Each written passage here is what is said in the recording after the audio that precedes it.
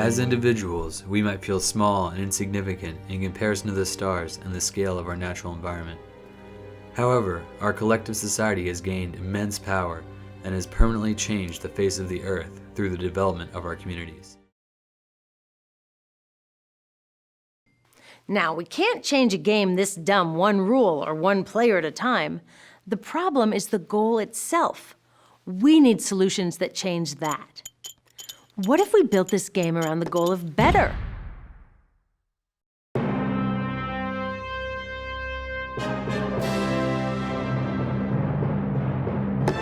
Better education, better health, better stuff, a better chance to survive on this planet.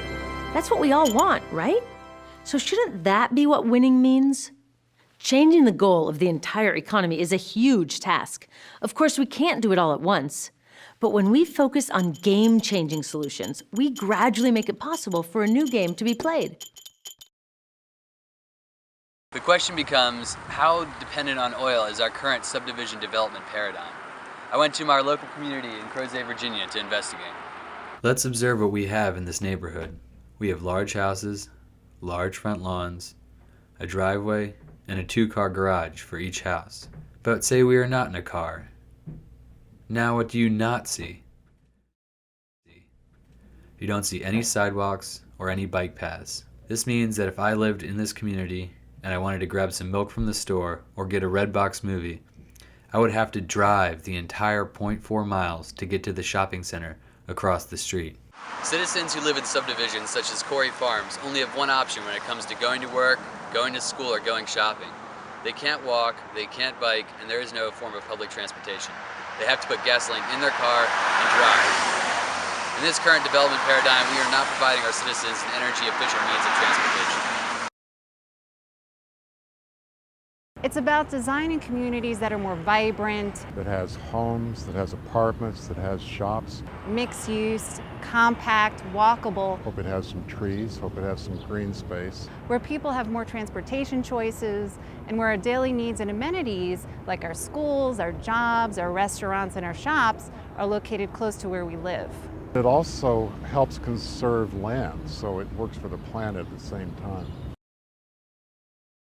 This is all of the trash that I've produced in the past 3 years. Now, zero waste, that's a pretty big idea, right? So let me define it for you. To me, living zero waste means that I don't make any trash. So no sending anything to landfill, no sending anything in a garbage can, and no spitting gum on the ground and walking away, right? No trash. This is a big concept. Waste is a really big problem. In fact, the average American person produces approximately 4.4 pounds of trash per person per day. So let me break it down for you and tell you about some of the things that I did in order to make this transition a little easier. The first thing that I did was I stopped buying packaged food. The second thing that I started doing was I started making all of my own products. The third thing that I started doing was shopping secondhand. The fourth thing that I did was I downsized. So I focused on having only the things that were truly necessary and that I really needed. In fact, the benefits of living this lifestyle far outweigh any of the negatives that you could imagine. The first benefit is that I save money. The second benefit is that I eat better. And when you're eating better, and you feel better, and you save money, you're happier. But besides those things, I'm happier because for the first time in my life, I'm living in direct alignment with my values.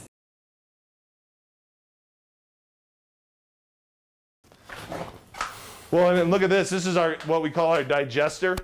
So you're after you take a shower, the water is going to go through the system that we use water 4 times. But so the shower water goes into here, which is a worm box. So the water goes in there and the worms help treat the water, and then it goes through into the gray water system afterwards. There's probably some worms in here somewhere. Oh, here's some worms. It goes from the shower into here, and then it goes into your planter. Okay. We really cherish water, and we only get like 9 inches a year here, so we gotta save it and use it every way possible. This is a shower here, yeah. after the water goes through, your shower, it comes through the box, goes through the plants. Whatever water isn't used, we store in a little well and it gets pumped into the toilet. So we use gray water in the toilet. So that's the third use of water. After the toilet, it goes outside to a self-contained black water containment cell. So that's the fourth use, is exterior landscaping. So 4 uses of water here. The big shifts that we need in a transition to an agriculture and food system that protects the planet and gives us better food is to link more closely the production of food and the eating of food. The eating of food means a change in diet. We are constantly made to believe that the poor can only afford cheap food, but that cheap is very costly because it's been subsidized hugely.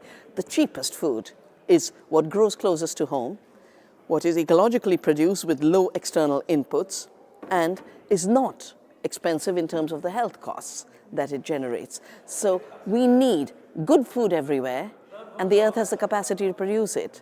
People have the capacity to produce it, and good food for all must be the big transition. But have you ever considered that insects could be more nutritious, environmentally friendly, and abundant than most other foods? Should we all be eating insects? Compare 100 grams of crickets to 100 grams of chicken, beef, or pork, and you'll find that they have comparable protein content, but crickets are much higher in essential vitamins and minerals such as calcium, zinc, and iron. Similarly, insects like mealworms are low in fat and contain large amounts of fiber. But that's not the only reason to incorporate them into your diet. Currently, there are 1.53 billion hectares of cropland and 3.38 billion hectares of pastures covering our Earth.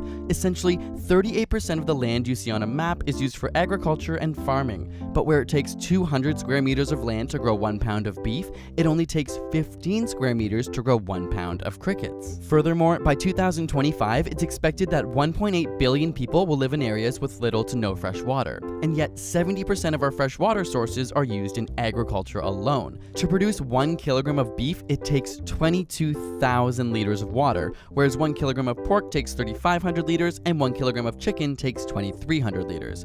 But to make 1 kilogram of crickets, it only requires 1 liter of water. This is because insects can become fully hydrated just from the food that they eat. They're also more digestible. In fact, 80% of a cricket is edible and digestible compared to 50% of a chicken and 40% of cattle.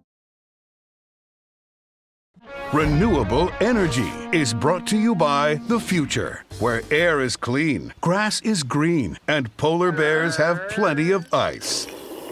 That's not exactly what I meant.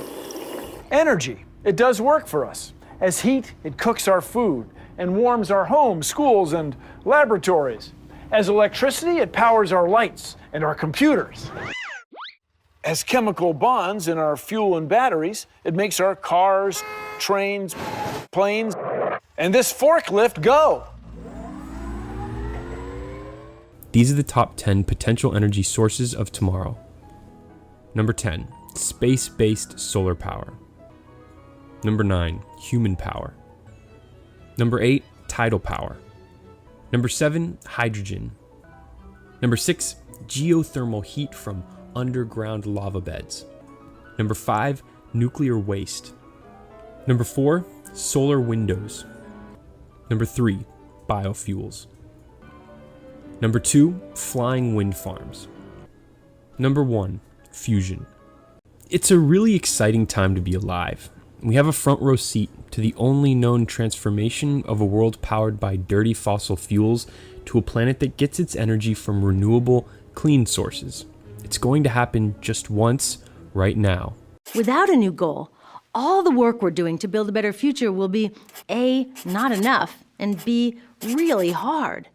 Too much genius and focus will continue to go to solving problems like iPhone battery life, while the problems that threaten human life spin out of control. 5 years ago, when we made the Story of Stuff, we started building a community of people who sensed that something was really wrong with this old game. We agreed there was a problem. Now it's time to build the solutions. Solutions that won't just change a few of the rules, but will change the entire game. Want to help? Come on, let's do it.